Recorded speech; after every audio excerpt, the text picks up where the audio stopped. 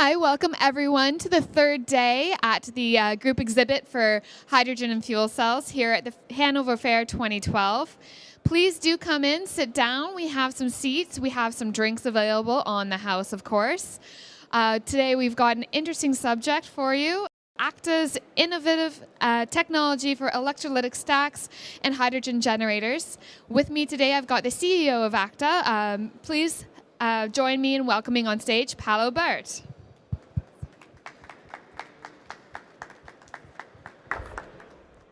Thank you. Welcome.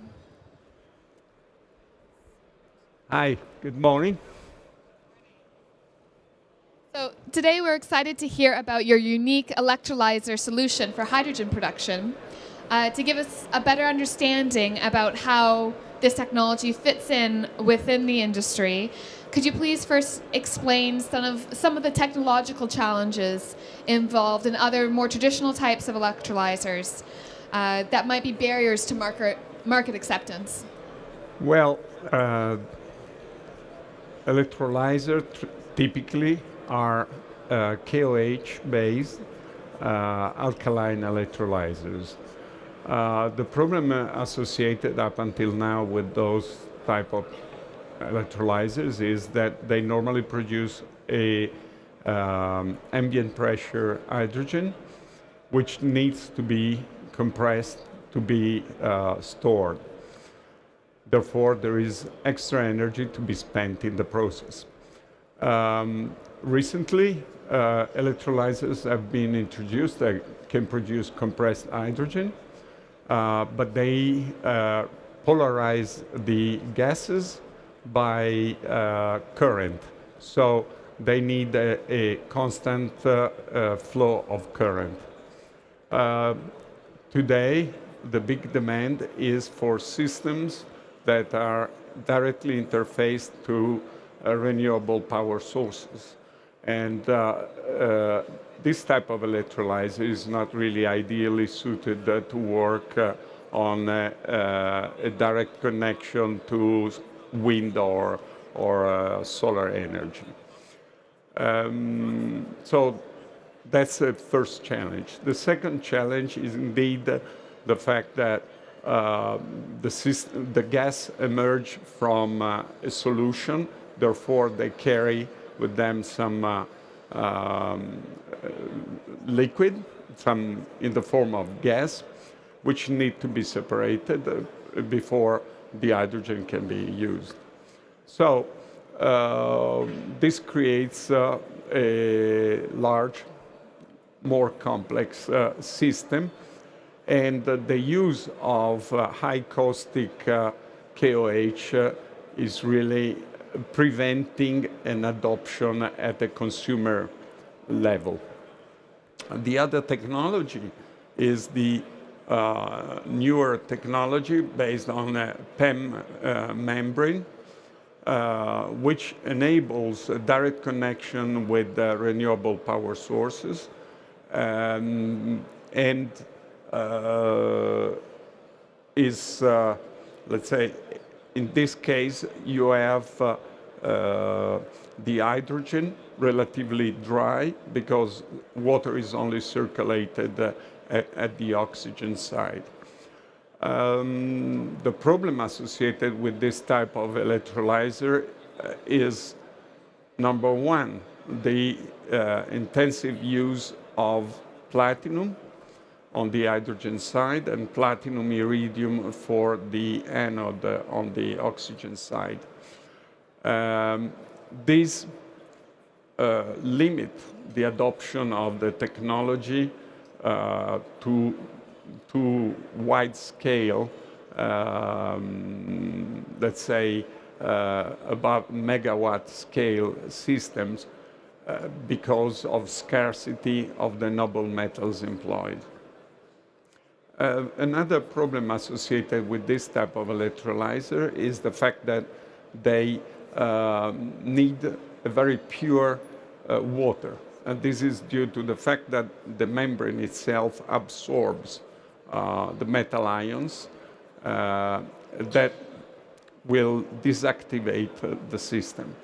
So the need of pure water and the high cost of the PEM electrolyzer have limited the use of this type of electrolyzer to lab gas production or to some military type of application.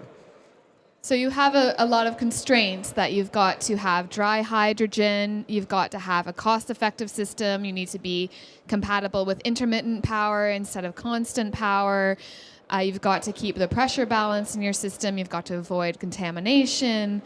So how does Acta approach these challenges with your technology?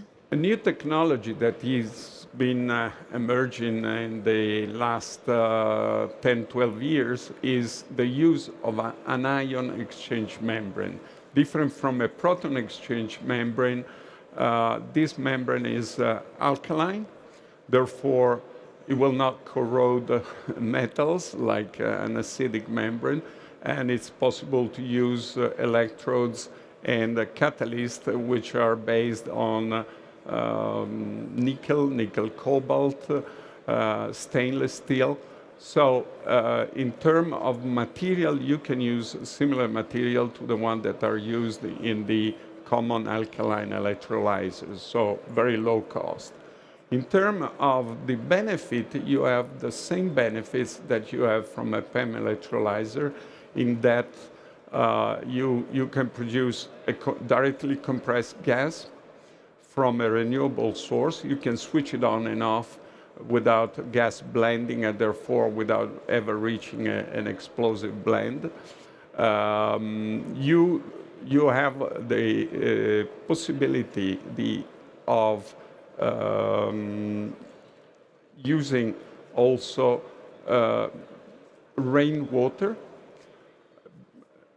obviously filtered, purified rainwater, because this type of membrane is not absorbing metal ions, and therefore the membrane itself is not fooled by normal contaminants for a proton exchange membrane. So you really have a system that can be operated off-grid at a very low cost, delivering a high-quality hydrogen, which is dry by its own nature. So, and it seems then you also do away of some equipment if you don't have to have your pressure and water management, so you have a more compact system. It's a simplified system, extremely compact in size, and in terms of cost is on a small scale is even cheaper than the conventional alkaline electrolyzer. So we see this system as the fuel cell enabler, because the problem with fuel cell is that it's really not the fuel cell itself, is the availability of hydrogen at the consumer level and ready available hydrogen that doesn't impact on the cost of, for instance, a backup power system. Okay. So at the heart of your technology is your alkaline membrane electrode assembly. So how long have you been working on this, and why don't more people use that kind of technology? Okay, we've been working on this, on the alkaline membrane, since the starting of our research back in 2002. And back then, alkaline exchange membrane available were really limited, and there was no real application either in the fuel cell or in the electrolyzer field. Acta has been the first company to venture into this domain.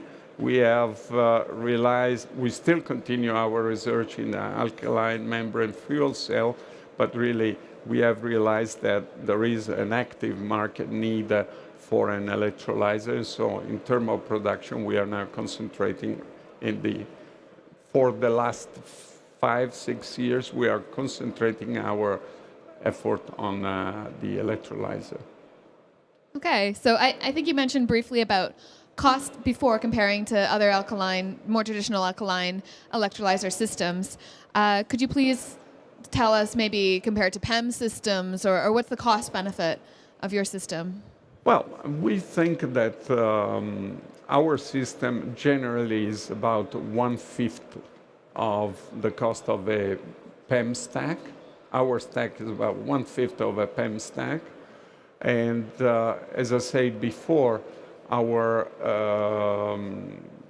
electrolyzer sells roughly at the cost of an alkaline compressed gas electrolyzer. Are you comfortable about giving us an example of price? Oh, sure. You know, the smaller system we sell, which is a 100-liter unit, sells about 4,500 euros.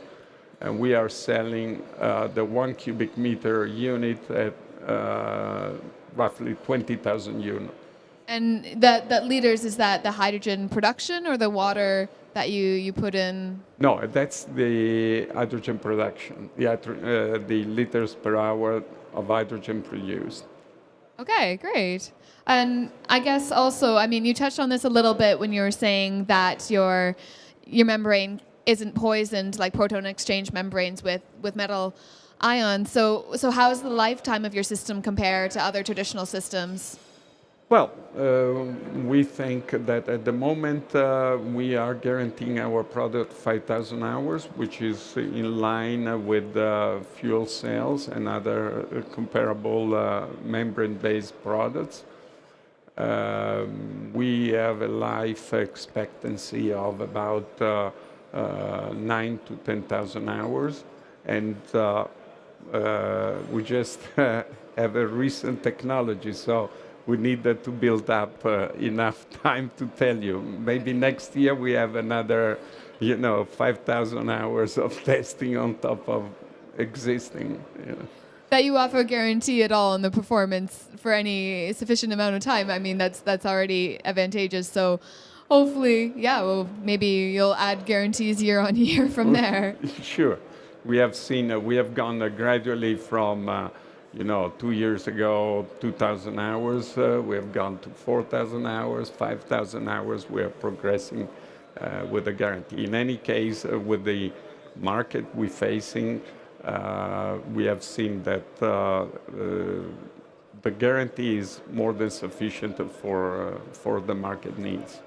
What do you see as the limitations to lifetime in your system? Are there any?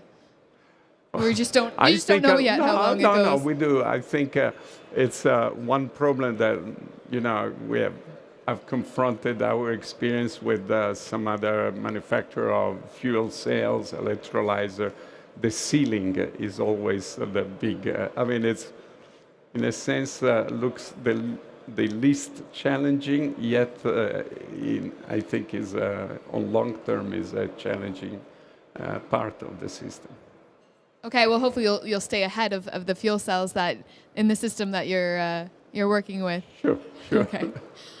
Before we go any further, I'd like to offer the audience a chance to ask any questions they may have. Just raise your hand at any time, and I'll come by. Is there anyone yet that has any questions? Right. If not, I'd like to hear more about how you would integrate. How do you envision your product in a system? What market is it for, and how does it fit with other fuel cells or generation? Well, at the moment we see that the backup power system, especially for telecom, is the market where most of fuel cells are sold. I think if you separate the transport from the other fuel cell market, indeed you have the backup power system represent the bulk of the market. And we see a perfect integration of the system because, the bottles, the hydrogen bottles with the logistic involved, especially in remote areas, still represent a limit to the adoption of the fuel cell in that market. The integration with a system that necessarily has to be cheap enough not to offset the advantage of the fuel cell, it's clearly opening a bigger market for fuel cell there. So you're picturing instead of delivering your hydrogen and your distilled water to your fuel cell at your remote location, just produce it on site. So you have PV panels or wind or something supplying the electricity, Exactly. or That's the perfect match is, on remote areas, you have PV panels feeding into batteries, powering during the night, powering transmission systems. And